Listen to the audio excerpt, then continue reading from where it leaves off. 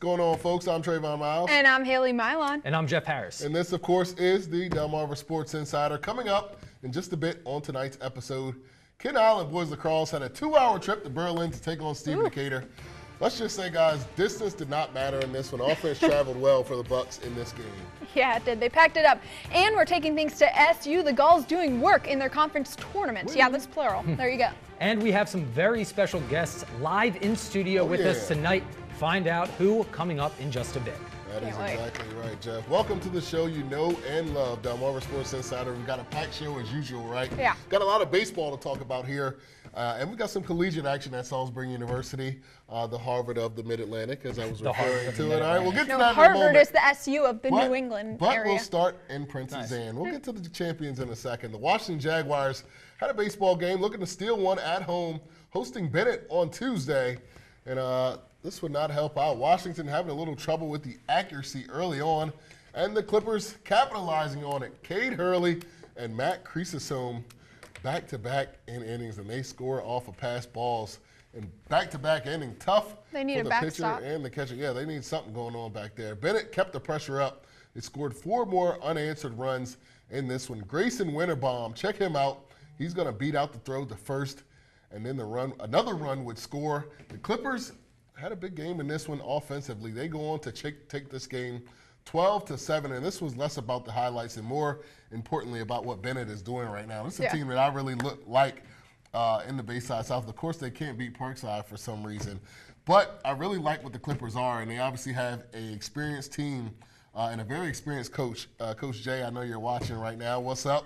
But I really like what they're doing, and obviously them and Decatur, it'll be in the 3A, and depending on what happens, they've already beat Decatur in a 1-run game early on. Depending on what happens, I like this team, and I really like their chances as far as playoffs go. We can definitely say that they can run the bases. They got a good base running coach. All right, so speaking of Decatur, Stephen Decatur baseball faced Snow Hill on the road this week. Decatur pitcher Tristan McDonough got to work early in this one, guys, and he works quickly as he gets his man looking on the nasty breaking ball there. Not a bad pitch to have in your arsenal at the high school level. To the bottom of the second inning we go. The Seahawks get themselves some runs. Shane Ciccio doubles to left field. Jake Shockley, Stephen Bontempo score 2-0 Decatur. Very next inning, Seahawks, they don't stop. Ryan Duncan rips one up the middle, bringing around Will Sass to score. Decatur leading 4-0 in the third. And to close it out, McDonough just tossed a gem. He gets his man swinging here. Oof. The movement on that one, he went the full 6 innings as Decatur won 12-2, guys. Slaughter ruled. They are now 3-0 in the Bayside. Tough luck that kid has to go to Coral Gables to play baseball, right? Oh, that was sick. Right? Yeah, but when you have a pitcher who can work like that and then you have an offense behind you who can score 10 runs through 5, that's pretty impressive. But those off-speed pitches that he has, pretty nasty. They had a really rough start, Decatur did, but I really think they're coming around and really finding themselves, as I said. In the Bayside, with the Bennett team did. So that 3A, it's going to be kind of a toss-up. But in the 1A, you'll tell us a little bit more about what we're about to get a little sneak peek, special guest. But, you know, a team that we see pretty often, the Colonel Richardson. Colonel Richardson was also in action this week at home, and they were taking on Queen Anne. So we're going to start things off with Garrett Niepert laying down the bunt. It's going to go down the third base line, but the throw to first, not exactly what you want. Remy Mangum and Jake Zebron turn on the wheels, come on in to score. CR takes a 2-1 lead. A little bit later in the inning, now Jamison Covey makes contact with this changeup. Sack fly to shallow center, bring in Zach B. Richardson would lead 3-1 after the third. Fast forward now, you're going to want to watch this one. This is a blast to left center field. With the bases loaded, we're going to see Niepert crushing one over the left field fence. And that was a grand slam.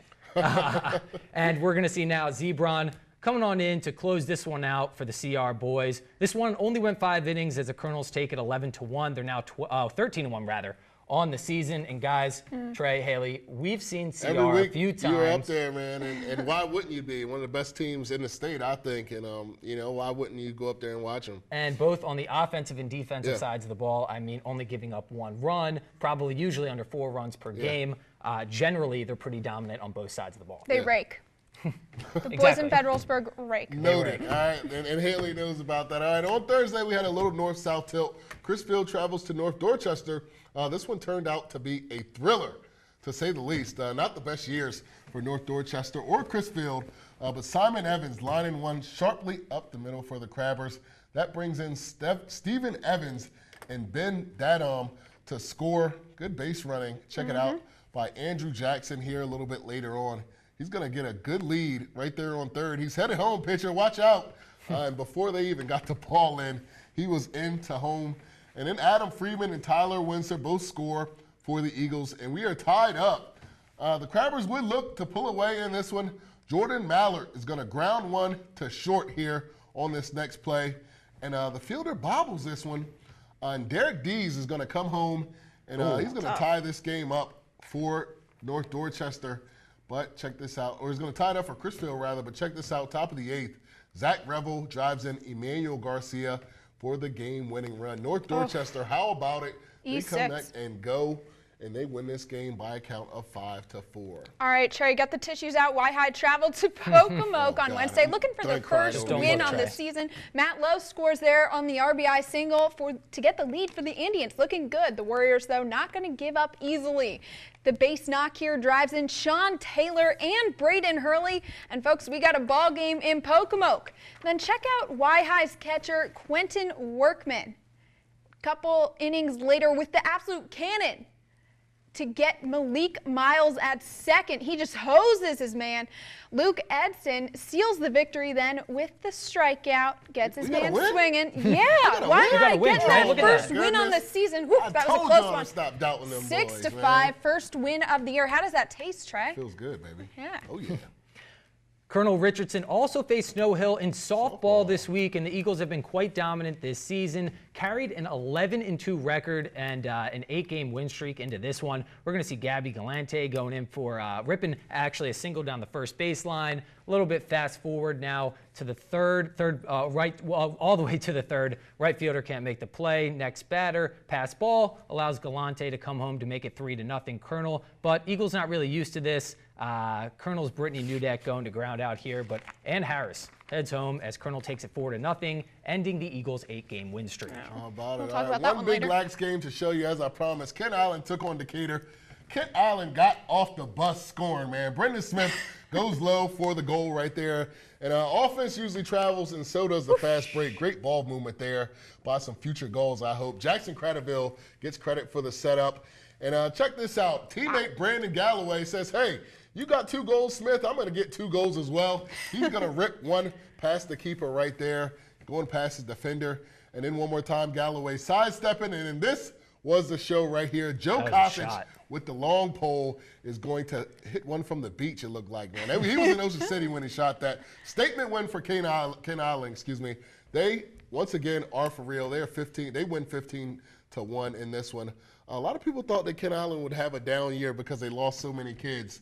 That program does not rebuild, they reload. Yeah, and we saw it. And obviously, Decatur's a good team as well, but it did not look like it. They made them look like Beach Boys. They definitely did. All right, that's all we have for right now. We're hitting our first commercial break. When we come back, we're talking gold and championships and greatness and all sorts of things. The Salisbury University Athletics Department when we come back. My name is Matthew Warrington. I pitch for the Sussex Tech Ravens, and you're watching Delmarva Sports Insider.